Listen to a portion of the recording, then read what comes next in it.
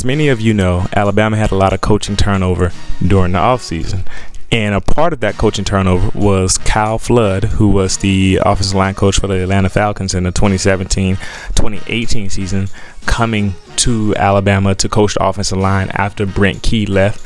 And if you know me, if you've been on this channel before, I've been critical of the offensive line coaches since Joe Pendry left way back in 2013, I believe.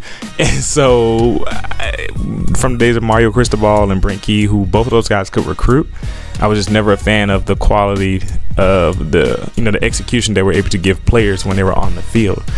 So based on what I've seen from Kyle Flood, I think that could change this time. We'll find out. So here's the interesting thing about Kyle Flood.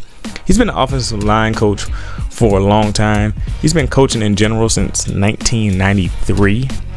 Which is crazy, but most people remember him from his head coaching stint with the Rutgers and how that ended kind of on a sour note with the player issues and some arrests and a few other weird things. But he did take them to 3 bowl games in his tenure, which was a record at the time. So he has success. Now here's something to look at. From his time with the Rutgers from 2005 to about 2011, these are all his offensive line coaching years before he went on to become the head coach.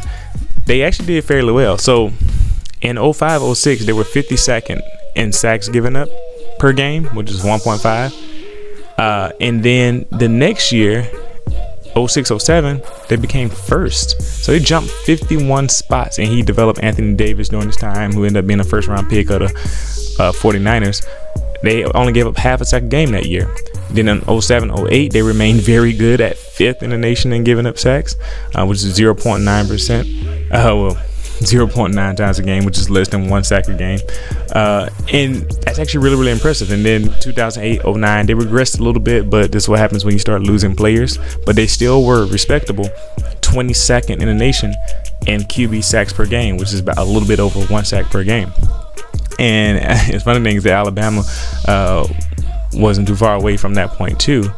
And so what you see is that he actually showed how to coach and show improvement in the offensive line and sustain that when he has players who stick around and he's able to get something from them.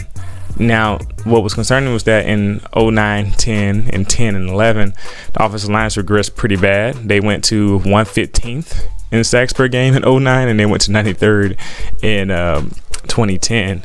Now, that could just mean that the quality of players that he got took a dip, and that, no matter how well he could coach them, there's only so much coaching can do for a player when they're limited.